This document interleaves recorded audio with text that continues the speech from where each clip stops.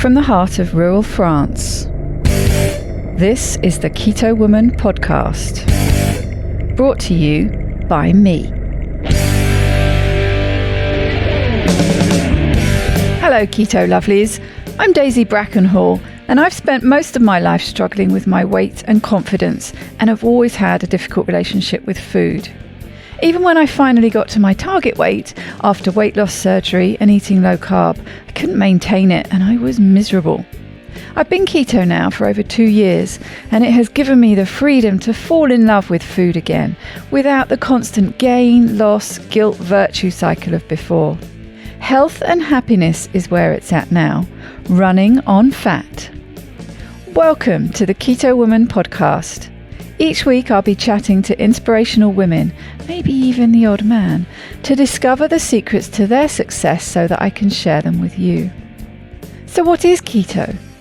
Keto is a way of eating that enables you to switch your body's main fuel source from sugar to fat. Who doesn't want to be a fat burner, right? But how do we achieve this? A great place to start is by keeping carbs under 20 grams a day. So things like leafy greens and above ground vegetables, plus some nuts and seeds and the incidental carbs you find in things like full fat dairy. Choose delicious fatty proteins and be free and easy with oily dressings on salad and butter on your veggies. Once you're in the swing of things, you can tweak it to suit you. Make your own personalized keto. You'll hear all sorts of ways to keto from my guests. There is no one way to do keto, no one size fits all. I hope to show you just how flexible and fabulous this way of eating can be. I'm not a doctor, and most of my guests won't be either, so we really can't give you medical advice.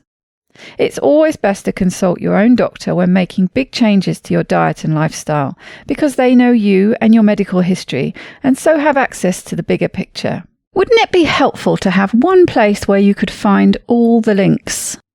Want to sign up to my new Patreon exclusive Facebook group, Daisy's Lovelies? No problem. How about subscribing to my YouTube channel? Please help me notch up my first 1,000 subscribers by going to links.ketowomanpodcast.com and following the YouTube link. Not following me on Instagram yet? Hit the Instagram button. You get the idea. All the buttons, all the links you need are at links.ketowomanpodcast.com. Welcome to episode number 176. Where you find me still in procrastination mode, and I just haven't got my editing, podcasting head back on properly yet. So we have another replay this week, and we're late. I'm recording this on a Saturday, so I do apologize. However, I have started editing the double or maybe even triple episode with Kelly LeBlanc that will be coming out next Friday. It's one that we recorded back towards the end of last year, actually. I've just been putting it off because I know it's a long one and it's going to take a while to edit. The sun is still shining here, and I've been released from self-isolation, so the dogs and I have been exploring the local area and finding dog walks that they find acceptable. The 2 young ones are very, very nervous and used to the back of beyond of nowhere in rural France. And so Rocket especially has just been on sensory overload with lots of people, lots of dogs, new sights and smells and sounds and roads and traffic and all the things. So we've been testing different walks, different parks, and refining them down to avoid as many people as possible. I'm really proud of him though. He's been doing so well. We found a private park that's fenced where Amy can have a good old run around and blow off some steam, and Bet's poddles along off the lead as well. And we also went down to the beach at low tide yesterday morning, and Amy absolutely loved that, and she ran and splashed through the rock pools and had a whale of a time. And that meant that I could focus a bit more on Rocket and have him on his long rope training lead. And he's doing really well. And I'm actually much more optimistic that he might be able to be let off the lead at some point in the not too distant future, because he's been very good at checking where I am and coming back to me. So fingers crossed, he'll have a bit more freedom too. We're all just getting used to and really falling in love with this new place that we call home. It really is a lovely place. When I realized I was going to have to go down the old replay path again this week, the name that popped into my mind was Jessie Greger as someone I'd like to listen to again. She really bowled me over by her attitude and physical achievement, completing the PCT, Pacific Crest Trail, which is over 2,500 miles, would you believe, and took over 5 months to complete, forever changing the size of her feet and what she does for a career. It inspired her to create Next Mile Meals, which is a lightweight ketogenic freeze-dried selection of meals that you can take with you basically and cook up a really tasty ketogenic meal, because of course she completed the PCT ketogenically as well. So she really is a very impressive person, and I think you're going to enjoy listening if you didn't listen the first time round. But even if you're listening to it again, I think you'll enjoy it again, just like I did. She also came up with one of the top tips that really hit home with me and is something that I've always kept in my mind. Her top tip was don't ever quit on a bad day. And I think that's a really good mantra to have. If you're going to quit something, and sometimes that is definitely the right choice, don't do it on a bad day. If you're going to quit, do it on a good day when you're making that choice for the right reasons, and not just because you're having a bad day.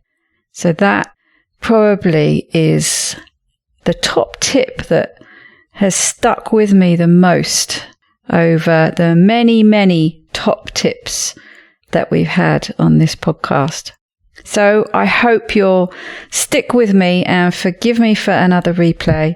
Enjoy listening once again to Jessie. See you next week. This week's extraordinary woman is Jessie Greger. In April 2017, Jessie quit her full-time desk job in the tech world and found herself at mile 1 of the Pacific Crest Trail, the beginning of a 5-month journey that would have her walk the entire span of the United States, hiking from Mexico to Canada, through 3 states and over 2,600 miles, all while ketogenic. Going against the conventional wisdom that thru-hiking and endurance sports need to be fueled by carbs, she became the first ketogenic thru-hiker, proving it can be done and paving the way for other hikers and adventurers to tackle their own outdoor achievements and activities. After her fellow hikers and social media follows asked repeatedly where they too could find ketogenic backpacking food, she realized that the meals she had handmade and crafted might help others just like her. And so, in the middle of a mountain range near the Oregon border, her company Next Mile Meals was created. Fully launched in 2018, Next Mile Meals has helped thousands of ketogenic hikers, low-carb campers and adventurers with special dietary needs keep participating in their favorite activities without sacrificing their diet or their health. You can find out more about Jessie and her keto meals at nextmilemeals.com. and follow her on Instagram @NextMileMeals. What an incredible feat of stamina endurance it is to hike so far. I'm in awe of such an achievement. I asked Jessie if she could give me a discount code for the listeners of this podcast, and she kindly said yes. So this is good until the end of the year, so 31st of December 2018. There's a way longer sell-by date on Next Mile Meals, though. They can be stored for years, well into the next hiking and backpacking season. So if you are a keto adventurer, or maybe you are looking for the perfect holiday gift for somebody who is, use the code KETOWOMAN for 10% off all regularly priced meals. Happy adventuring, Keto Lovelies.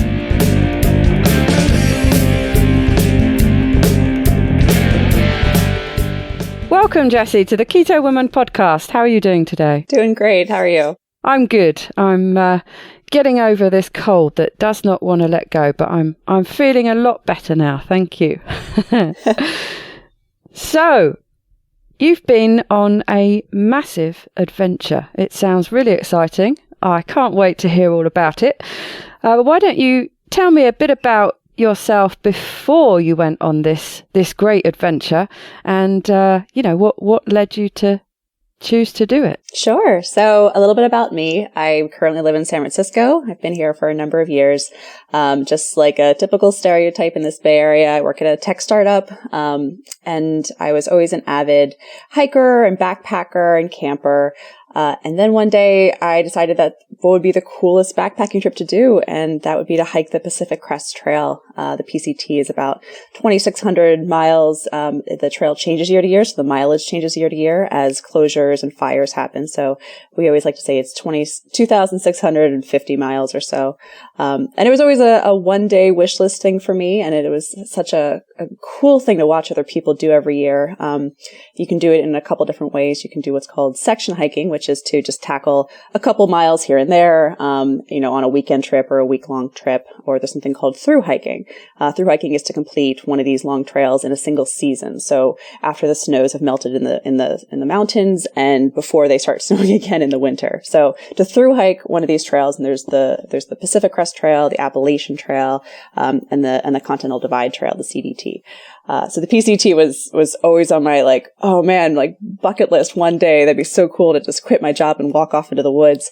But never really gave it much thought. And then the stars aligned and I found myself at the Mexican border with California and about to tackle the whole thing. And 5 months later, I crossed into Canada, having done the entire thing on foot. Wow. That sounds, incredible and exhausting.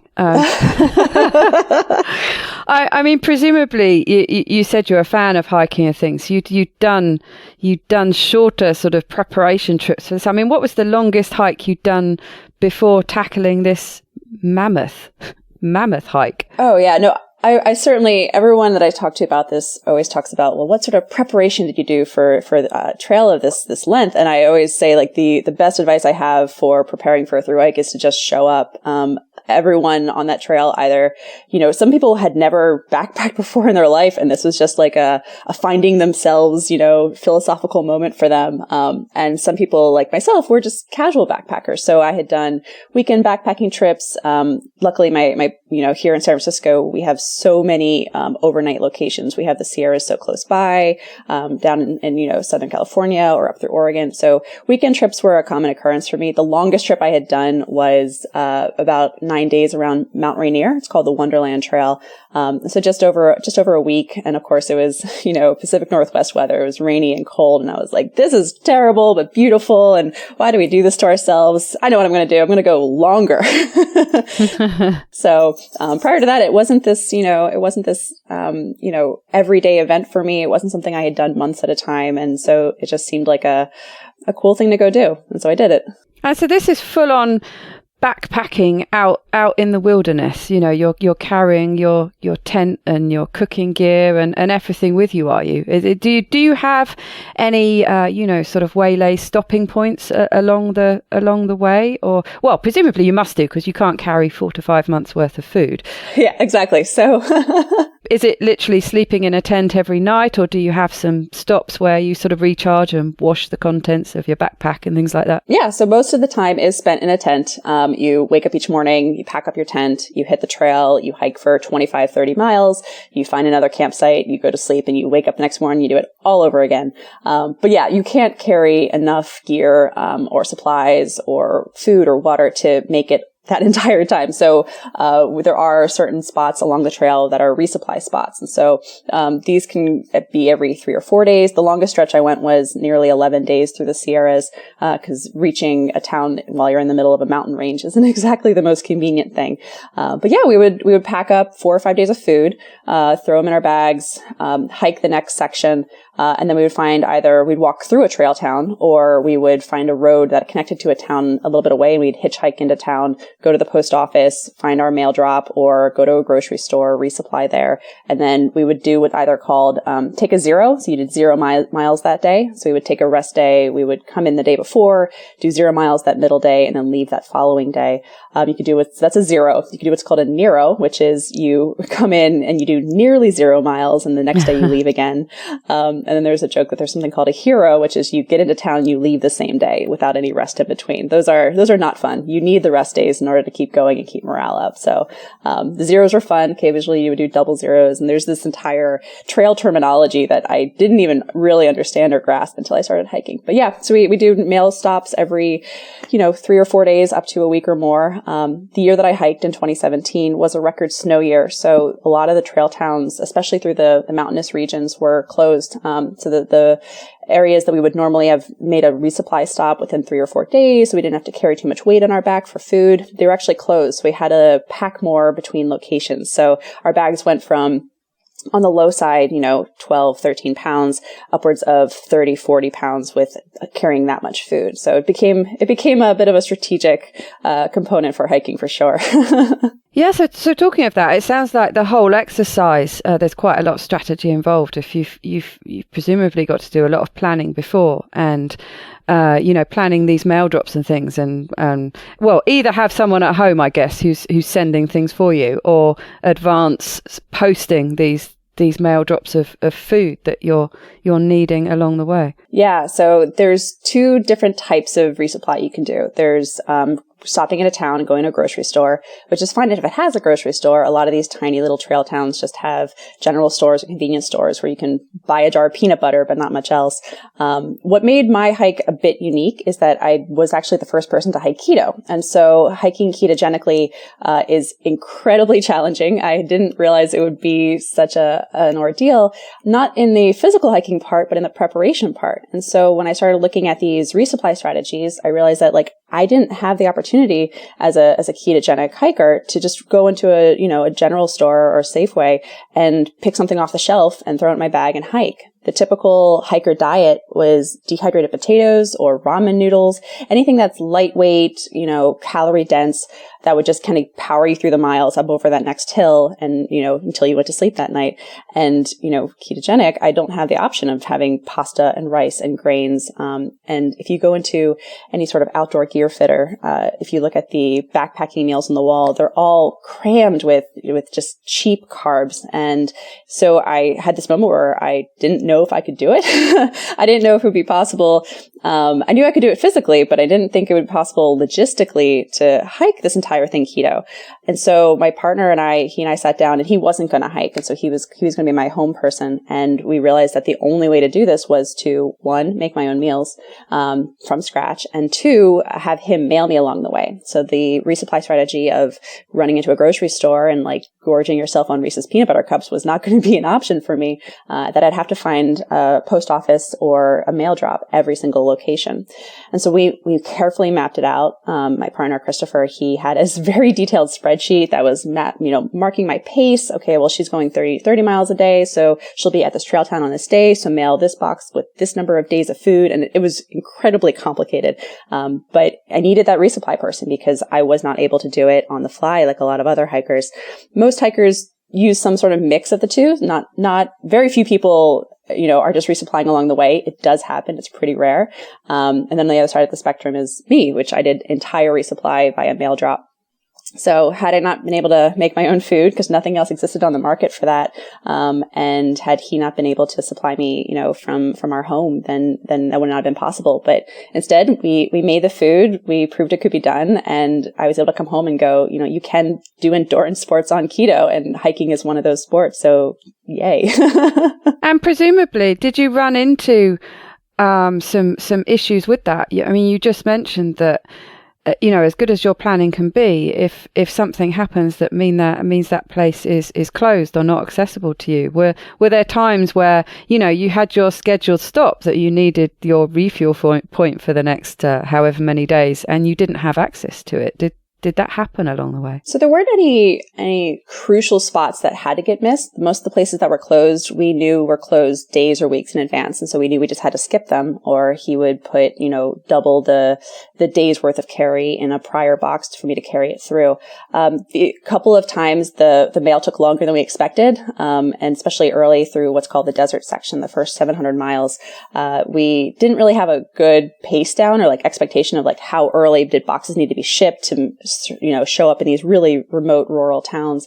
And so there were a couple of times where I had to take an extra zero because the mail hadn't shown up yet, and just kind of kick it in town for a little bit, which, I might grumble about from a pacing perspective, but I'm sure my feet were incredibly thankful for the extra rest.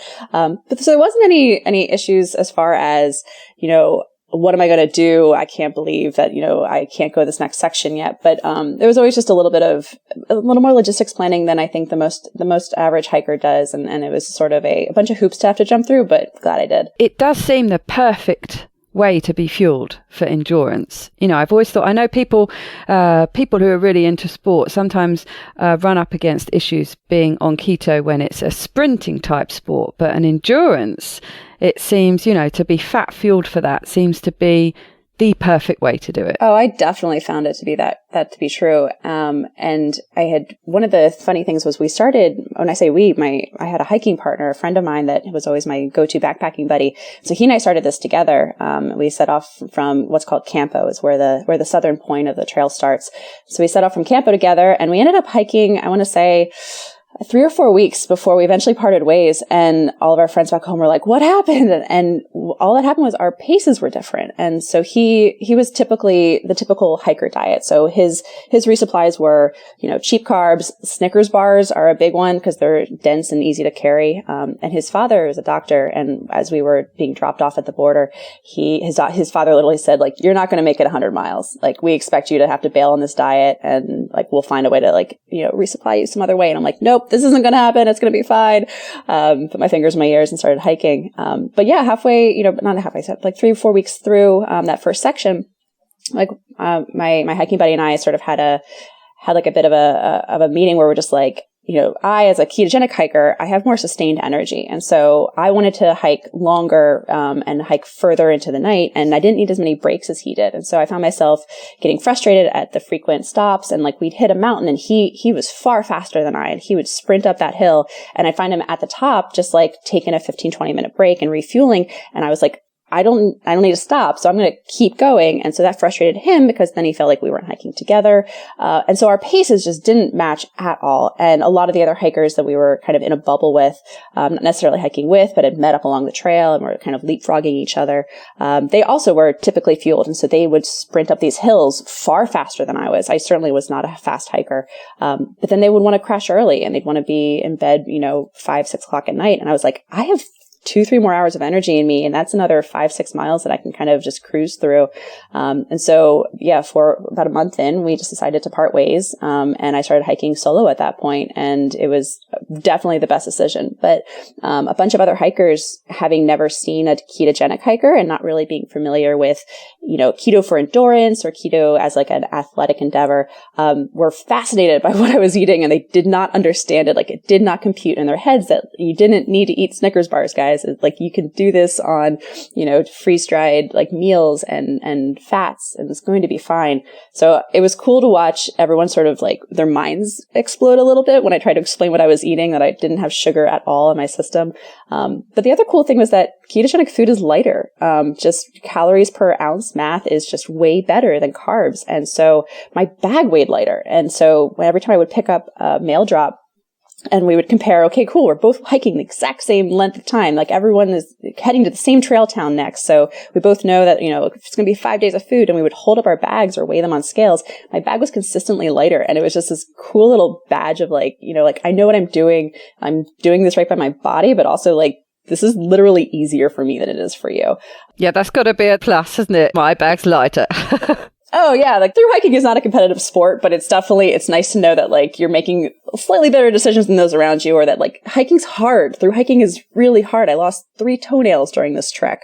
And like the body weight just like falls off of you because you're just burning 4, 5, 6,000 calories a day, and you physically can't carry enough food to like keep that up. So your body is just cruising through all of the fat on your body. And my body stayed healthy looking the entire trail. I think I like to refer myself as fluffy beforehand. I wasn't necessarily out of shape, but I was certainly not like a lean athlete. And I finished looking not that drastically different. I just looked more in shape. And my other hiker friends finished looking emaciated and like they had just been on a calorie restricted diet for 5 months. And they all put the pounds right back on when they got off trail because their metabolisms were still cruising through, but they weren't moving anymore.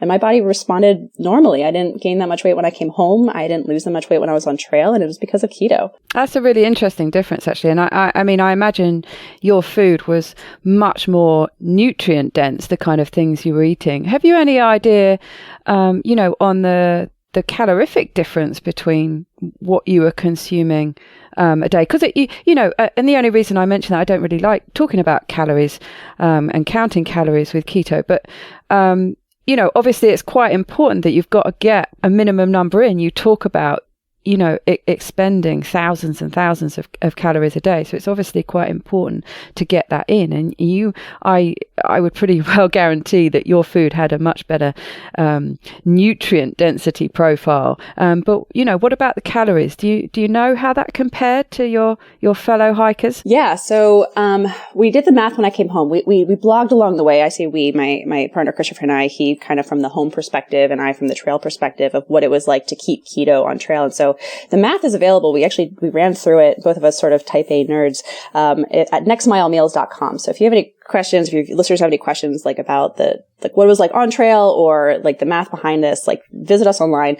But that math, if I remember correctly, ended up being, if we viewed 3,000 calories as sort of like the base rate for a backpacker, not necessarily for a thru hiker, you need a little bit more.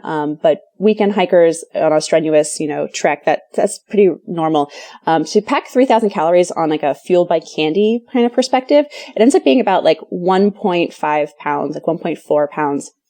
When you do that same math, when you actually are fat fueled and you take away the carbs, the same calories, the same 3,000 calories weighs less than a pound. It's 0.93 pounds. And so to the average, ketogenic person out there, counting calories and counting like how much that food weighs may not, seem that relevant. But, when you're hiking, making sure you're getting the right amount of fuel is where calorie counting actually does come into play, not necessarily from a weight loss perspective, but making sure that you have the right fuel amount, and how much weight you're carrying in your bag. So, if half a pound is the difference between a typical day and you're going 4 days, that's an extra 2 pounds on your back. And that weight adds up over time. And so any chance you have to like shave a little bit of weight off of your pack is incredibly crucial. There's an entire world of ultralight backpacking. And I kind of poke fun at them, but I sort of am one in that, we cut our toothbrushes in half so that we don't have to carry an extra like 5 grams of plastic in our bag. All the tags on our clothing are cut off to like slowly shave away those grams here and there. And so when you look at all these tiny little adjustments you make to weight in your backpack, and here you have this like, by eating a different way, not only do you have more energy, but you also like can save, half a pound a day. That adds up. And I feel like the ultralight backpacking community hasn't quite figured out that this might actually be the best ultralight strategy. For sure. Well, I was just chuckling there because my producer editor, when he's listening to this, I can remember him talking when I was over at Keto Fest. He was having a conversation about how much different pairs of shoes weighed and things because, he's a nomadic worker. So yeah, he knows all about exactly how much things weigh because he has to, well, not only carry them around, but, shipping around on planes and things, it gets crucial, doesn't it? How much your bag weighs. But yes, so that was making me chuckle as I was listening to you talking about cutting toothbrushes in half and things. But like you say, yes, it it makes perfect sense from so many perspectives that it's going to be the best way for people doing this to eat. And I should imagine nobody particularly wanted to convert to keto part way through, but I'm guessing you probably gained some followers and people who were interested for their next hike to start looking at changing, switching to a ketogenic way of fueling through. For sure. The one piece of advice I always give, would-be ketogenic hikers, is make sure you're keto adapted before you start. You do not want to go through that transition of your body having to figure out a different fuel source, 200, 300 miles in. That sounds miserable. And so I had been keto for, about 2 years at that point. And it had been a choice of mine for a bunch of different reasons, not necessarily weight loss, but I found myself I was losing hair, my skin was terrible, and my energy was awful. And so my doctor casually mentioned this idea of try keto. And I was like, oh, I've been doing that for years. My dad used to be on Atkins. I'm familiar with the principles of ketogenic diets. And so she was like, yeah, but have you actually tried it and committed to it? So I was like, oh, I guess not. I've been doing lazy keto for a very, very long time. If you squint, pancakes are keto, right?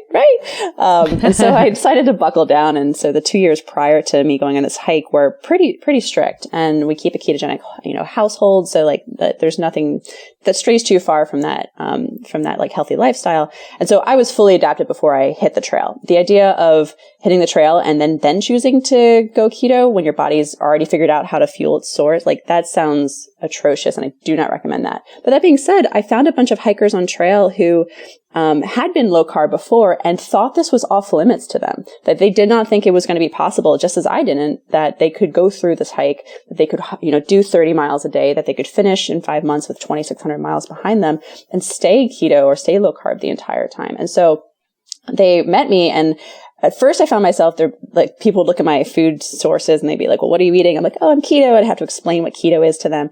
But more often than not, I found people that knew exactly when I said keto, their faces just lit up because they previously thought this was off limits to them. I ran into a couple diabetics who were carrying insulin in their bags, which you want to talk about bag weight. That's a commitment to, keeping to your hobbies despite health limitations. And they just their faces, one of them almost started crying. She was just I didn't think that, she's I keep keto in real life to help me manage this diabetes. And I didn't think that this was available to me. Oh my goodness, are you ever going to where did you buy these? Can I buy these from you? And I'm I don't, this is the thing people want. Oh my God. So, between that and, while I was on trail and blogging about it, a bunch of other people with legitimate health issues, whether that be Crohn's or celiacs or, people that use keto to treat epilepsy, they were just messaging me saying this is great. I'm so inspired that you were able to do this. I didn't think that backpacking was a thing I could participate in anymore, for these health reasons and the fact that keto food isn't available in stores. So yeah, we went through. Nobody switched over to keto while I was on trail. But I did launch the website while I was on trail just to be is there anybody else that's thinking about this, that is interested in the idea of ketogenic backpacking food or the strategy behind it or how to make it work? And so when I was about halfway through in a little town called Shasta, Northern California, I holed up in a little library there, for a couple hours, and I launched the website. And by the time I finished a couple months later, there was thousands of names just clamoring for let me know when you get back. If you're ever going to launch this as a food company, we want to participate. We'll sign up as pre-orders, clamoring for this product. And so I was wow, this is an unserved community that I've got to be a part of, and maybe we can help make other people's hikes possible. So we launched Next Mile Meals, and it's been amazing to see the other stories from other ketogenic hikers come through in that past year. Wow, how satisfying. I was just thinking there. So you say it's really not difficult. I was just trying to think of foods that you could supply yourself with that, that are already existing without having to make something. And, I'm thinking of things like beef jerky and things, but I suppose it's just would be such a limited palette for such a long period of time. It's the kind of things that you could fuel yourself for, maybe up to a week, but it's not something that you could do for 4 to 6 months with what's already out there? You can. You would be bored. And everybody that I've talked to who is eating conventionally or like I joke, fueled by candy, they say like, how could you eat the same things every day? Like my daily meals, and I post these online, are, you could buy them in grocery stores. It's local, salami that doesn't have a lot of sugar in it. It's hard cheeses that can keep for a couple of days unrefrigerated. Nuts, avocados are, God's gift to keto backpackers. Like it's in its own little pre-contained case. These are all things that are totally purchasable in a store, but you're going to eat the same thing every day. You got to be okay with monotony. And the other hikers that turned up their nose at like, how do you eat the same thing every day? I asked them to dump out their bags. And I'm like, you're literally eating the same thing every day too. You're just changing the name of the candy bar that you're eating. So, Monday is Snickers Day. Tuesday is, M&M's Day. Like that's variety if you squint, but it wasn't when you're backpacking, food selection is a top priority. All hikers suffer from the same. We miss fresh vegetables. There were a couple of days where the first day you hike out of camp or out of a trail town, you purchase as much fresh food as you possibly can, and you eat it all that first day before it goes bad. So like even the crunch of celery was like heavenly to me at that time, but it was also heavenly to the typical hiker eating a conventional diet too. So it's limited, but it's limited because that's the activity, not because it's ketogenic. Right. Yes, I see. But so tell me about some of the foods you make, because I've had a look at them on the website. I have to say they do look pretty delicious. Yeah. Before I left for the trail and before launching this as a company was even a possibility, I was trying to figure out like, how do I get through the monotony of eating the same thing day after day? And so I was like, cool, well, if I can eat a different thing every night for like 6 days in a row, then that's not monotony. And so we tested out a bunch of different recipes, and we ended up with 6 flavors that were like beef tacos with, freeze-dried bell peppers that look like the food you're eating. They don't look like some, processed white carb goo. And some of the other flavors are like meatball marinara with real marinara sauce that we like freeze dry and make ourselves. We have a chicken curry that I've revamped a couple of times to get it just ever so perfect, because curry is one of my favorite things, and so I wanted to make sure that if I loved it, everybody else would love it too.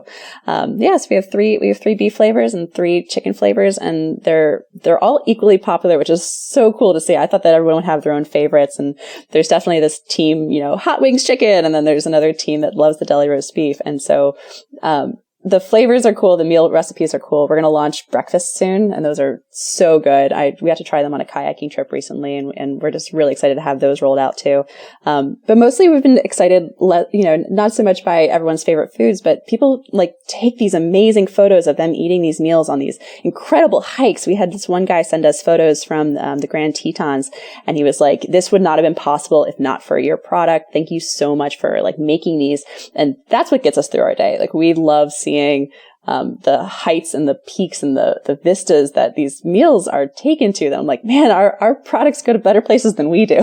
Gosh, yeah, that's really fulfilling, isn't it? So from the practical point of view, it's a bit like a pot noodle thing, is it? For you just sort of pour boiling water in and that's it. Do you have to cook them at all, or is it as simple as that? Yeah, so typical backpacking food is all freeze-dried or dehydrated. The idea being carrying water is heavy. By far, the heaviest thing you can carry in your backpack is a bottle of water, which made getting through the desert section very hard.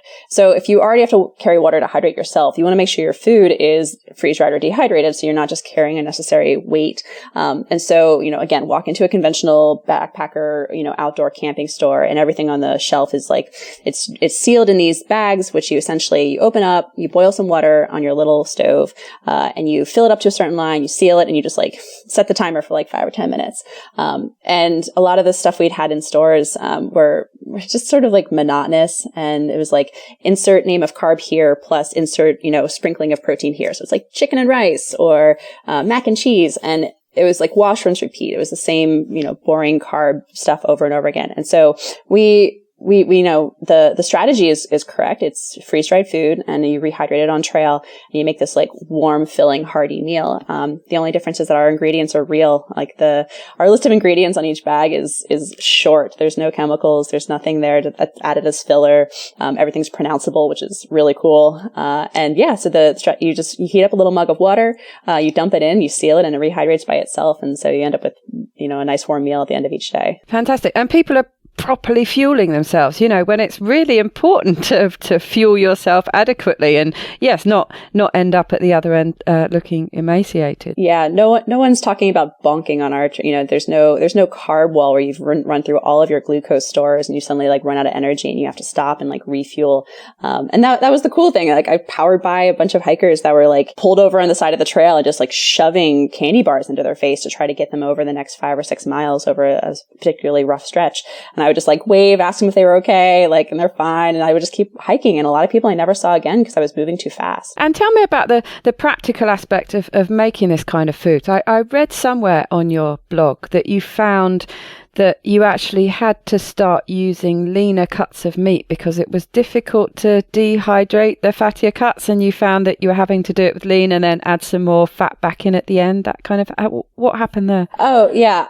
I am not a food science person. And so if you had asked me a couple of years ago, like, would you care about the dehydration, ratio and ability of different types of meat, I would have laughed at you.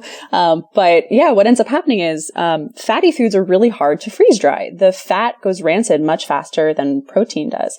And so, to be able to freeze dry or dehydrate things like bacon, they go bad faster. I mean, freeze dried food can keep for 5 or 10 years if it's preserved correctly. Fatty food doesn't last that long. And so we had to find this balance between, ketogenic person, you're fat fueled. How do you make sure you're getting, enough fat, not too much protein, definitely low carbs, in a way that, is preservable long term. So you have to carry it and it can't go bad for a couple of days. Or a lot of people put the meals in emergency kits. And so they don't get eaten for a couple of years. And that's fine. The way that we've made our meals is they're rather protein heavy. They have a lot of cheese to add fat back in. And then we recommend a bunch of like really easy options to add calories. And so, one thing I did on trail, because, again, a lot of protein, not as much fat as we needed to get through 4,000 or 5,000 calorie burn days, was I made like a little bottle of olive oil and I just carried that with me. Or, some stores carry single packets of coconut oil, which is, I highly recommend in our curry. It's really great.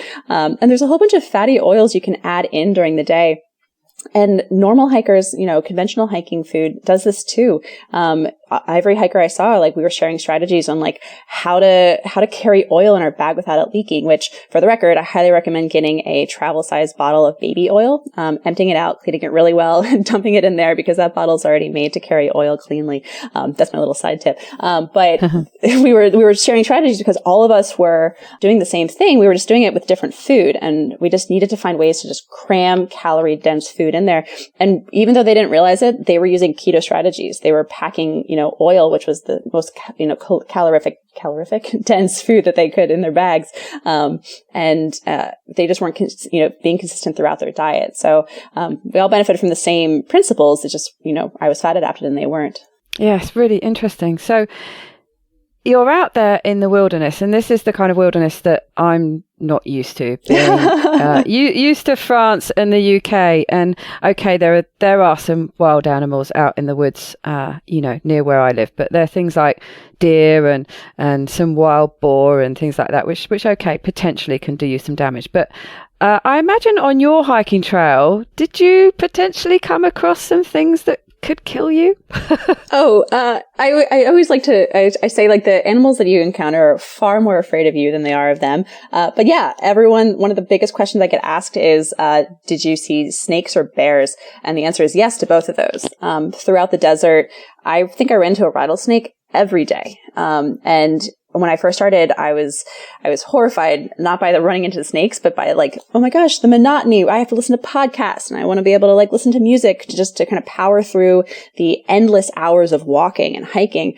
And I learned very quickly that was not safe. When you have headphones in, you don't hear a rattlesnake's rattle. And so we were running into them on a daily basis. They love to sun themselves on the trail. And so I was just hiking with like one earbud in, just so that I could hear the warning rattle. And we ran into them often. To my knowledge, there's never been a rattlesnake bite on a hiker, on a PCT hiker. All of us are pretty well trained to keep an eye out for them, but I was surprised by how often we saw them. And then we had a couple bear incidences where like they came in like to other people's camps and we heard stories. I ran into 2 on trail, but the trail hikes through black bear country and not grizzly bear country. And so the bears we run into, if you just make a loud noise and like, make clear that you are walking towards them, they will run away. away. My trail name was Pipes because I sang all the time on trail. And so it just became my like easy way to scare animals away, was to just sing at the top of my lungs whatever Disney song was on my radar at that time. But no major animal incidences. The scariest time was we heard a loud noise in the middle of the night, and all of us were in our respective tents, just like eyes open, listening to something very large walk through camp. Turns out it was just a herd of deer. They were just looking for grass in the area, and so we felt very silly after that. But no, yeah, you're in the wilderness. This is their home, not ours. And so it just pays to pay attention and be aware of your surroundings. Yes, I can see that. It is just being mindful and sensible by the sounds of it, like you say, keeping one ear for that having a rattlesnake ear at all times. Yes, for sure. Fantastic.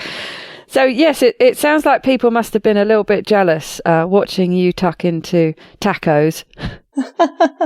Yeah, I think that, it started out as, sort of a nose turned up. Like, I think everybody felt that they got to kind of relive their inner, fifth grader. They got to eat candy all day, and they got to eat mac and cheese all day. And, there she is over in the corner eating like veggies, like freeze-dried zucchini. That doesn't sound very good. But then after a couple of days, they got really bored with their meals, and I was still eating these really tasty meals. And so again, we're all eating sort of the same monotonous things, and I got to have variety. And so, yeah, a bunch of non-keto hikers were constantly asking me like, hey, can you like send a message to your partner at home and have him like ship out a couple for me next time? And, on days where we had too many, we were moving faster than we expected, and I had an extra meal or two, I would always leave them in what's called a hiker box. If you have too much food or gear that you want to leave behind, there's always like a box of, take a little, leave a little sort of thing.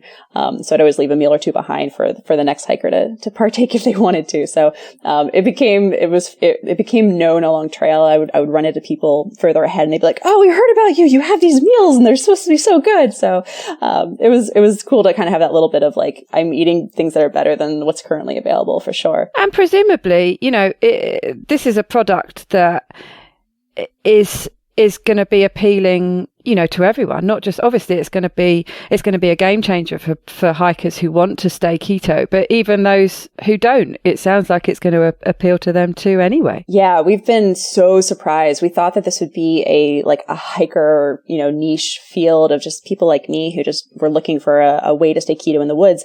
And then we started getting photos and messages from we like, for instance, we thought that, season ended around like Labor Day, summer's over, kids go back to school, we go back to work, hiking season must stop, right? And suddenly that was when hunting season started. And so we started getting a bunch of hunters over the fall who are going out on these elk hunts or these bighorn sheep hunts in Alaska. And I'm not a hunter, but I was just like, oh, there's other people who have difficulty staying keto in these like really harsh environments. That's a market we hadn't even thought about. And we have a couple people on the East Coast who are just really busy at work, and they just don't want to cook. And they are just, every week we get an order from them and a thank you so much for existing. Like, you've made me much more able to stay keto and avoid all the donuts in the office. So everything from big elk hunters in Colorado to conference goers on the East Coast, and we had a bunch of Boy Scouts who were like trying to keep keto for other health reasons in their family, and they got to go on their backpacking trip this summer. So hikers and hunters and kayakers and just busy business people, everyone's excited to have easy keto food again. Yes, well, to be honest, the number of people I know who like to grab a pot noodle for lunch, I mean, yeah. it's the same easy thing, but you actually get some nutrients into you rather than, a pot of rubbish and MSG. So this was, this was a big change that you got used to, but obviously, you went into it expecting this to be a change. You knew you were going to have 4 to 5 months ahead of you that were going to be very different from what you were used to. I imagine the other end must have been a bit difficult. What was it like, going from that and trying to assimilate back into normal life again? Oh my goodness. Yeah, it's funny. Everyone likes to talk about the trail. And then I always say, like, one of the hardest things was coming home. When we crossed into Canada, we were at that point I was hiking with what I like to call a trail family. We had met, about 1,300 miles prior to that outside of a little town in California. And so we've been hiking together every single day, and we crossed into Canada together as a group, and all started crying. Like this like moment of just like total emotion just came over us. And none of us were particularly, emotional people or, prone to crying, but we just like kind of had this like, well, what now moment? Like it's this, the thing we wanted to do is done. And where do we go now? Okay, well, I guess back to real life. And so, as I remember sitting in the airport in Seattle. So we crossed into Canada, in a place called Manning Park. And then you get a ride into like either the Vancouver or the Seattle area. And then you just sort of fly home back to wherever you came from. And so I came from San Francisco.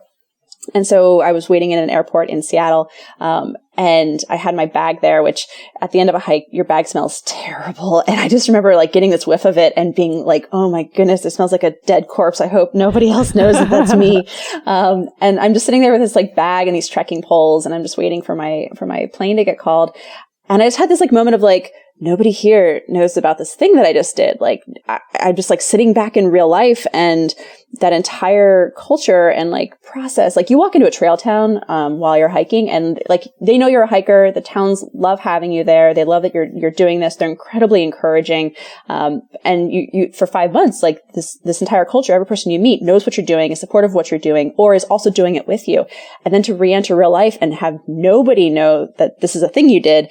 And not to say you're looking for recognition, but it just feels very jarring that like you all could have also hiked for 5 months and you're not, and you should, and it's great. But I got home, and prior to the trail, I think I was very extroverted and talkative, and I certainly still am, and I talk a mile a minute. But I got home and social interactions were exhausting, because I'd only ever really talked to 4 or 5 people at a time, and I would only see them, when we woke up and when we maybe stopped for lunch midday, and back when, we crashed at the end of the day. And so my partner Christopher planned a welcome home party for me, and, 20, 30 of my good friends showed up in a park, and I was just like, I'm so happy to see you all, but oh my God, am I tired? And I just want to go home, and I just want to like crawl under the covers, and like I lost my voice that day because I wasn't used to talking so much. And so readjustment was a process. I became a little bit more introverted. I wanted to like be outdoors a little bit more. Some of the other weird changes were like, I hadn't walked on concrete for a long time. And so walking in my kitchen was very difficult. Tile hurt. I was wearing very much like old lady memory foam slippers for about 3 or 4 months to get used to that again.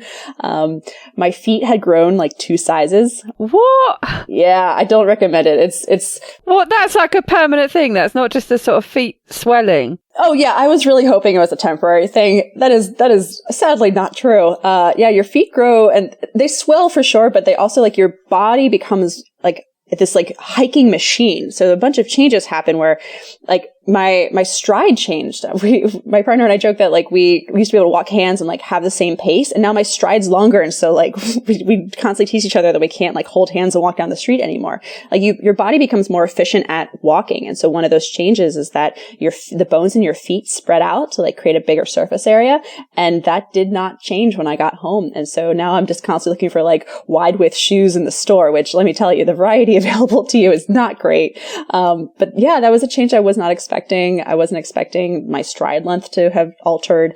My body composition, I think, has permanently changed. I'm roughly back to the same weight that I was before I hit trail, but the makeup of that, the muscle versus fat is drastically different.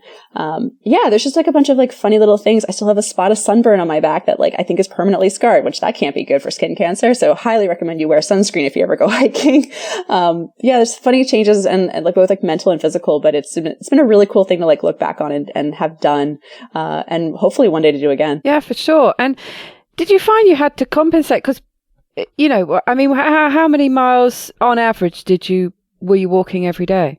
25 on average. So to go from doing that for, this 4 to 5 months, that's a long period of time, to come back, did you find that you needed to at least keep up some of that? I think the first couple of days, yeah, my body just wanted to move. And I tried jogging for a little bit. I'm not a jogger. I power to people that can do that. I can't. And so I was seeking out a bunch of activity the first couple of days. I got home, and then your body just like naturally wants to conserve energy. And so when it realized it wasn't walking anymore, it was like, cool, don't ever move. And I just like crashed on the couch, and I got caught up on all the shows that I had missed over the summer. We were on like a Game of Thrones. Nobody tell Jessie what happened. And so I like cruised through like those binge watching sessions. And I think I was far more lazy than my other hiker friends. My other hiker friends started running marathons, and they just like found the next hike to go do, and they wanted to stay active a little bit more. I was just happy to be home. I had, you know, family and friends to look forward to coming back to. And like my dog was here to be happy to see me. And so I got to like re-enter normal life. And so I think I just enjoyed that a bit more than trying to maintain the activity level that I had before. But that is to say, like, man, when your body is like a hiking machine like that, like it feels really good. Like you feel strong. And I hadn't really fully understood what that meant, or like, you know, what a runner's high was, and like that endorphin feeling of every day kind of just feeling really good about how you felt. I think everybody suffers from like aches and pains and, you know, like lethargy every once in a while. But, you know, when you're hiking 25, 30 miles a day and you're eating clean and you're not, you know, consuming, you know, super chemical laden foods during that time. And you know, if your exercise ended every day with like a massive mountain vista waiting for you, like more people would exercise. And so it was cool to kind of balance those two and try to find ways to incorporate that again in real life. And I guess just the benefits of being outside and in the fresh air every day. You know, it's not to be underestimated, is it? Oh, it's great. And each night the stars were incredible. One of my regrets on trail was that I didn't see more, you know, midnight skies and the Sierras and through the mountaintops, because when you're hiking that far, you're exhausted. And most of us fell asleep like as the sun was going down at like 6, 7 p.m. And we're just like, cool. And we'll just wake up at dawn and just start hiking again. So there weren't enough stars. I didn't get to see enough stars, but otherwise, yeah, you're in solitude and you have time to think, which can be a good or a bad thing. You can either dwell on things too long or, you know, process some emotional stuff. And so I didn't hike for emotional reasons. A lot of people do. You know, there's movies made about finding yourself on the PCT or the Appalachian Trail. And that wasn't my motivation. I wasn't looking for, you know, this incredible soul seeking adventure, but I was looking for the outdoors. I was looking for the fresh air and the solitude. And, you know, to be able to say that, you know, I was, you know, at any given time, maybe 8 days at one point from the nearest civilization, like that's incredibly remote. Again, we did it during a high snow year, a record snow year. And so a lot of people skipped the Sierras. And so we decided to power through. Not sure that was the best decision. It was certainly dangerous. I think that the people that skipped it were a little bit smarter than I was, but that meant that it was incredibly sparse through that section. And so, there was a time where the only person that I saw, for almost, I think it was like 7.5 days, was the guy that I was hiking with at the time, just a brand new hiker out of, I think he was from Austin, Texas. And we just like randomly were there at the entrance of the Sierras at the same time. And we kind of looked at each other. We're like, okay, sure, let's hike together. We have the same pace. And like total stranger to me. And we just ended up hiking through the Sierras. And he was the only person I saw for weeks through some of the treacherous sections of that hike. And to be that remote, to like not see another soul for that long is an experience that most people don't get to have. Most people, you know, have cell phones and, you know, texting access or see other people. Like there was no cell service. There was no internet. It was just like him and I in silence walking. And each night we'd go to our tents and the next morning we'd wake up and keep hiking again. And that sort of solitude and fresh air was absolutely why I hiked. And it's something everybody should experience. Oh gosh. So yes, that's an example where, I mean, you must have been completely reliant on each other. If there's no cell service, no nothing. I mean, that's, you know, potentially dangerous if something happens. Is that? And that's something I was going to ask you, actually. Were you always with somebody? Presumably, from a safety point of view, it's not a good idea to ever be completely on your own. So, you can solo hike it. And so I hadn't intended to solo hike it. I started with a friend. And like I said before, we ended up parting ways just because of pace mismatch. And so I hiked the first 500 miles with a friend. Was it 500 miles? I think it was 500 miles. And then the next 200 were by myself. And so you might cross by people who are on their own breaks. Like you're moving as kind of a herd. And so you can go the entire day and not see anybody, but that's because somebody could be 2 miles ahead of you hiking at your exact same pace. You just happen to never cross paths. So you actually don't know how close or far the next person is. And so that section I did by myself. And I'm so glad I did. It never felt unsafe. The first night I camped by myself, I was absolutely terrified because you're just alone in the desert and you can hear like coyotes and there's tarantulas and there's scorpions and you're just like, this is fine. I'm not scared. I'm an adult. This is cool. But then you wake up the next morning and you're like watching the sunrise over the desert and you like make coffee by yourself and you're just alone. And it's really cool. It's a really great feeling.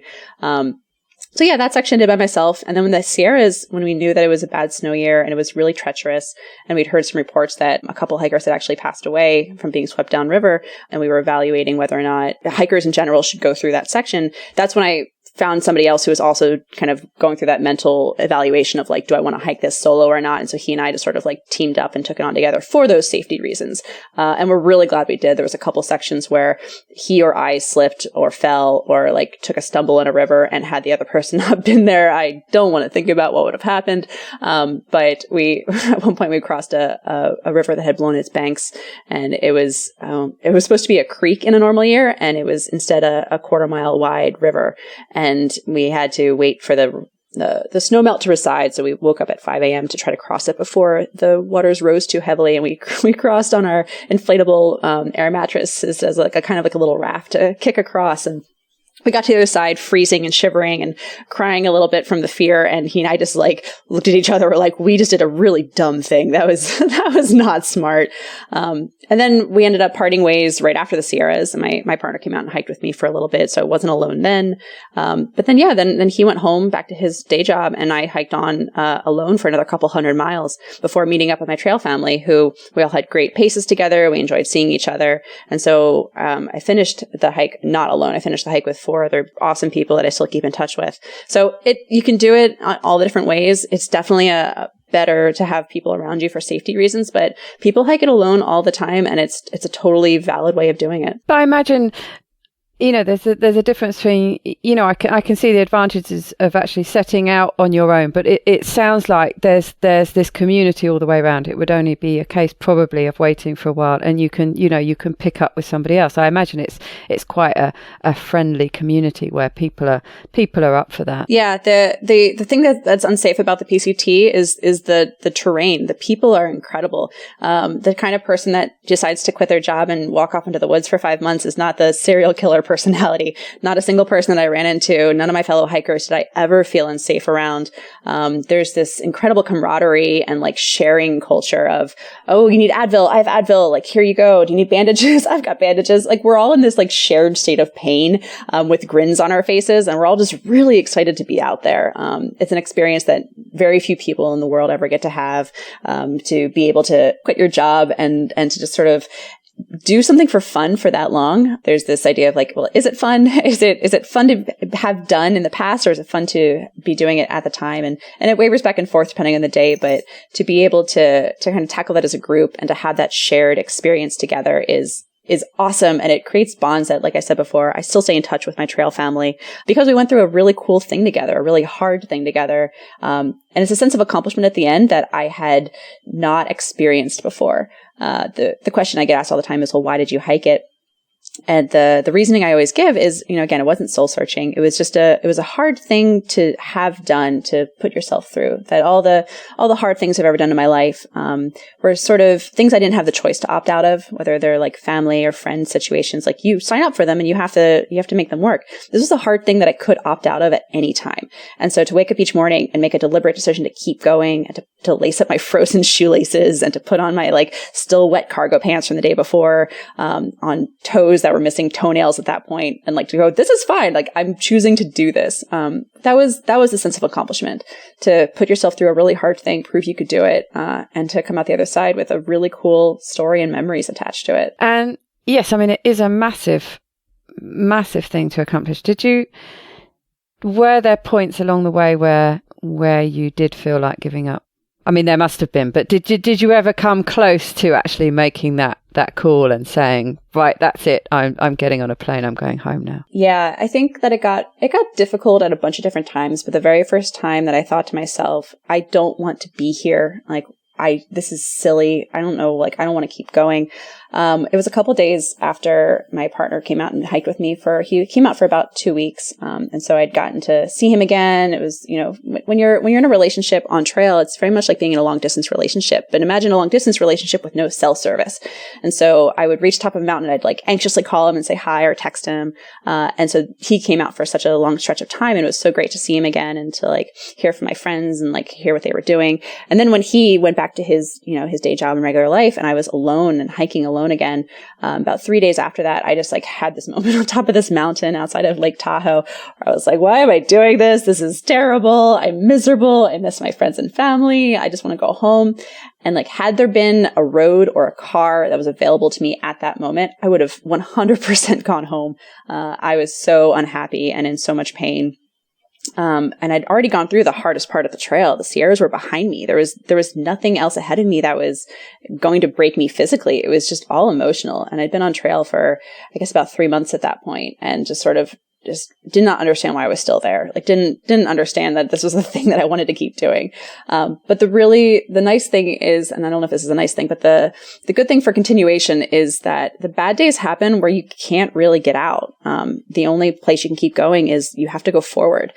So if you decide that you're done and you want to go home, you still got to hike a day or two to like get to the nearest town. And in that time, things change. So by the time that I decided I wanted to go home and this was not okay anymore, I still had 2 days of hiking to get to Tahoe. And so by the time I got to Tahoe, I had run into my trail family and they were excited to meet me. And I was like super excited to meet them. And I was like, oh, people I can hike with. This is great. And then I got into town and I took a shower and I felt better. And then I got back on trail and I caught up with them. And so your bad days happen they're just not reachable areas. And so you don't have the option to go home. And so you're kind of forced to work through it. And if you get to town and you're having a good day, like then quit. Cool. But you got to make that decision on a good day. You don't get to quit on a bad day. And the nice thing about the trail is all your bad days happen where you can't quit.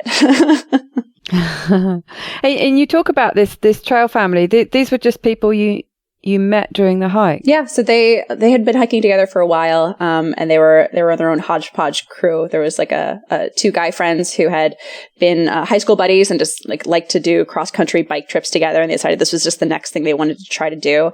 And there was a lady from Telluride who started around the same time as them and was just like very early in her career, like early 20s.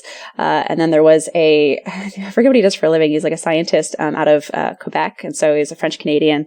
And it was just this motley crew that just started hiking together. And one of the guys had a travel board of Settlers of Catan. And I was like aghast that they would carry a board game in their backpack. But every night they got together and they played board games and they drank whiskey and they laughed and like kept hiking together. And I randomly stumbled upon them outside of Tahoe and was just super thrilled to like meet people that were still happy to be there. And like over the course of they were the people that I woke up with every morning and hiked with every day and went to sleep with next to, like our tents were butt up against each other for the next 3 or 4 months. And so, yeah, trail families are a thing. And you end up sort of, my story was definitely not unique. Everybody sort of either finds other hiking buddies or other trail families, or you become a little bit of a nomad and you like hopscotch between trail families. But, we're social people. And when you're alone for that long, being alone in the woods is great for the soul, but you still want to see people at the end of each night and know that there's like people looking out for you. So I'm super thankful I ran into them. Fantastic. And it sounds like the timing was perfect for that too, after you'd been feeling really miserable. Oh, yeah, for sure. I could not have met them at a better moment of total despair. And I know you didn't go into it from a soul-searching point of view, but was there anything, maybe something silly and surprising that you learnt about yourself through all this? I think that the biggest takeaway I had was, I grew up in a family that wasn't super well off. We were like, food stamps and free lunch program. And my parents, tried their hardest to give us like all the opportunities we ever had. But, I put myself through school. I worked all the way through college. And so I've always been a little bit hesitant to like just quit my job and to take away my source of income. Feeling like that was a thing that, we struggled with for so long. And now I work in tech in the Bay Area, and that's a silly thing to walk away from. And so to be able to quit your job and to do a thing that like fulfills you and like makes you a happier person and to like experience this once in a lifetime thing. And then to know that I could come back and like it was okay that you can take these breaks and you can come back and you can find work later, that like, it's not like you're permanently unemployed, that, that taking time for these things is still important. And like, I don't need to be so afraid all the time of or insecure of like, where my next paycheck's coming from, that, if I don't find a job when I come home, cool, then I'll launch a backpacking food company. I'll try something different. And so to be able to kind of allow myself that space to go explore new things and to make sure that my life still has adventure and to not be so tied to a desk job all the time. That was my big takeaway. I think others on trail, that was the other neat thing, was the different stories on trail. A bunch of people had just graduated college, and before they started the 9-to-5 jobs, they wanted to be able to explore. Or there's a bunch of retirees who, like, the kids were off at college and this was their final chance to be like, cool, I have the free time to go do this. There was one couple that was doing it as their honeymoon adventure, and I thought that was just incredible. And I was like, sign me up for that. That sounds great. And so, yeah, to see everyone's different reasons for being there and to know that everybody came away with it with something very different, even though we literally walked the exact same trail, was incredibly rewarding. But yeah, my big takeaway was like, make time for those things. It's important, and like the rest of your life will allow room for it if you let it. Yes, that must be really interesting. And it's, it's something I find fascinating, every week hearing people's stories on this podcast. So I can imagine that there must be some really interesting people you come across. You've got this thing that binds you, this love of hiking. So you've already got that in common. But yeah, there must be some really interesting people to meet, and you've got the time to sit down and hear their stories as you're hiking. Yeah. There's no stereotypical hiker. It's not like it's just like, I think a lot of people were like, oh, it's just a thing that like young 18-year-old guys do. And like, that's not true. And it's not a thing that, college grads just do. And it's not a thing that, early 30-somethings like me do, or only athletes do it. It really ran the spectrum. There was people in every age bracket. And I think that there's certainly life events that prohibit some, like married couples in their 40s who have kids. Like, that's not a thing you can just sort of walk away from and go tackle a thru hike. So there's definitely limiting factors in the audiences, but everyone's story was so different, and there really weren't stereotypes to kind of play into regarding who hikes the trail and who completes the trail and like what makes a successful thru hiker. Like I said earlier, there were people that their first day ever hiking was the first day on trail. They had never put on a backpack before. They just done their research, bought a thing, and then showed up on day one. There were people like me who are, avid backpackers, but hadn't really done anything longer than a week or two. There were some repeat thru hikers that had already done the PCT or the AT, or had, already hiked something else on another continent. But it ran the gamut, and we all learned from each other in different ways. Like the AT hikers, there was new gear in the market that the person who had never hiked before but was super research oriented had that they didn't have. So there wasn't ever any superiority from like one group or another. Everyone had a different story to tell. It was funny though. None of us really ever asked the question of like, why are you hiking the PCT? That wasn't ever a thing that we asked ourselves. A lot of other people who weren't hiking asked us, because it's an easy one to ask of, why would you quit your job and just walk for that long? But we sort of just had this, casual ease with each other, where it's just like, you're here for your own reasons. And, we might have questions about like, what kind of backpack do you have? What does your bag weigh? There's a bunch of really dorky things we all ask each other, but the why wasn't ever part of that. No, I can see that actually, that it's a really personal thing that maybe someone might want to share with you, but I can see how it could potentially feel like, yeah, just that kind of thing, that it's up to someone to share if they want to, but not the kind of the question you ask. Yeah, it felt a lot like when you're at summer camp and you're in like as a kid, and like you become really fast friends with these people on a very superficial level, and occasionally you find people that you go really deep with and you like create these lasting connections.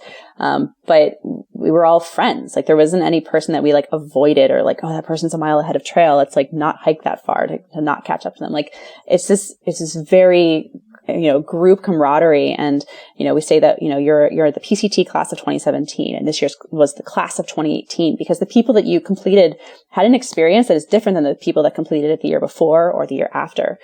We did it in a record snow year, so we got to experience the Sierras in its most like treacherous, deadly, pristine, and isolating conditions. While this year's class of 2018, they dealt with a lot of fires, and at one point, the northern terminus, the thing you cross into Canada at that says that you did the thing you set out to do, closed because of a fire. I can't even imagine the heartbreaking experience of going, 2,500 miles only to be told the last 100 miles are closed.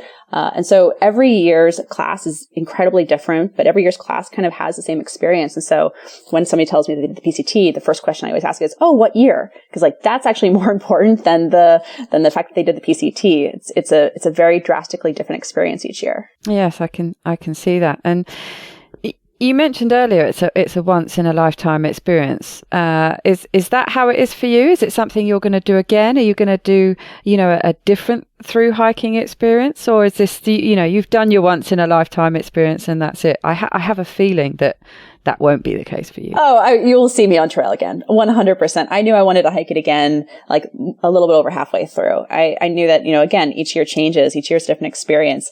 I think it would be so cool to go back to the starting terminus and to know what I know now, to know what each section looks like, to know what the challenges were in each section, to like change what I carried, what I wish I had, what I wish I didn't need, and to go back and do it again with like a different lens, to know, I wish I'd taken more photos of the people that I interacted with, not so much the vistas. I wish I had, gone to a specific trail angel's house instead of, staying in a hotel. I wish I'd gone to experience one thing and not the other. And so the trail changes each year, and I absolutely want to do it again.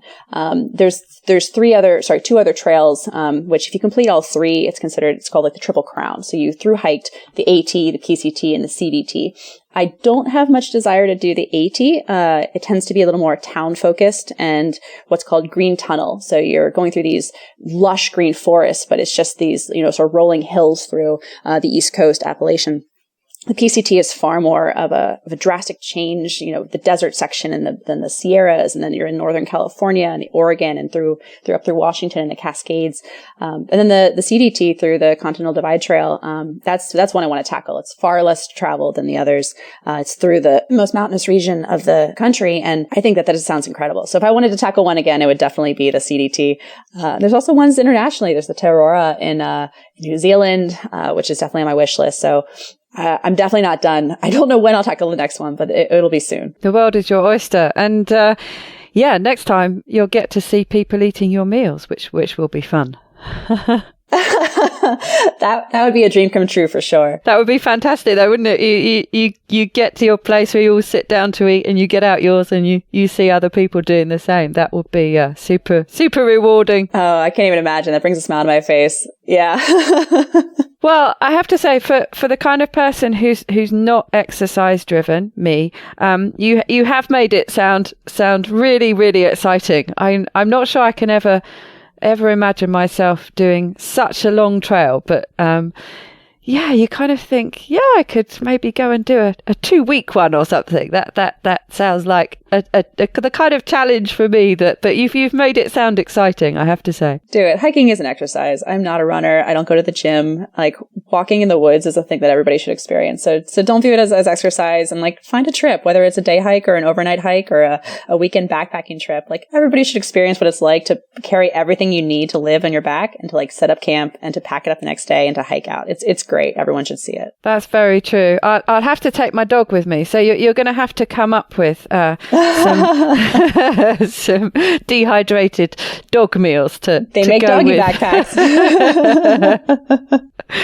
Well, it's been wonderful talking to you today. Perhaps you could leave us with a top tip. Sure. I think I mentioned it before, but it's worth repeating again. Like, don't ever quit on a bad day. Like, whether that's hiking or whether that's like, anything else in your life, whether that's your job and you're just having a rough day at work, like wait until it settles out. Make sure it's not an emotional decision and then quit if you still want to quit, because then it's justified. But yeah, don't ever quit on a bad day. That's a great tip. I love that. I love just the fact that you've got to think it through enough. Just like you were saying, that the chances are that when you are having a bad day, you're going to have to hike at least a day before you can do anything about it. by which time you'll have probably changed your mind. Or, if you do stay in that mindset, you'll at least have thought it through properly. And like you say, make that decision when you're in a better mood when you get there. Exactly. Give it some chance. There's a reason you took whatever it is on in the first place. Like, make sure you're making that decision to leave it in the right headspace. Fantastic. Yes, I can see that applying to all sorts of things. Great tip. Well, it's been fascinating and exhilarating, at least in my mind. Like I say, I can't see myself doing it, but I feel like I've shared it vicariously. It's been wonderful hearing all about your adventures, Jessie. Thank you very much. Absolutely. Lovely talking to you.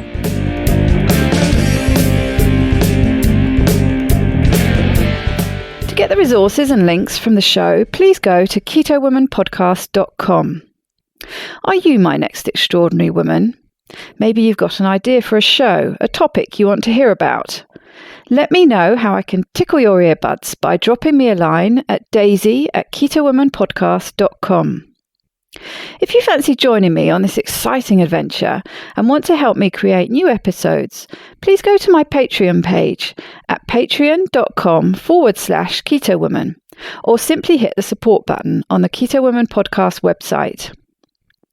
It's thanks to the two keto dudes that I'm hosting this podcast.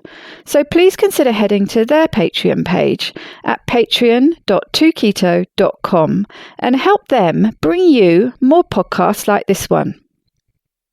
Please help other people hear about and find this podcast by reviewing the show on iTunes and Facebook. Every star and review really does help. It doesn't go unnoticed by me, the people who regularly like, share and comment on my posts. Your support means the world to me. Thank you. This week's end quote is from Nellie Bly. Nellie Bly was an American journalist, inventor and charity worker. Inspired by Jules Verne's novel, she set off around the world attempting to break the fictional account's 80-day record. And she did. She completed the journey in 1889, travelling nearly 25,000 miles, mostly alone. I've always had the feeling that nothing is impossible if one applies a certain amount of energy in the right direction. If you want to do it, you can do it. Bye-bye, Keto Lovelies.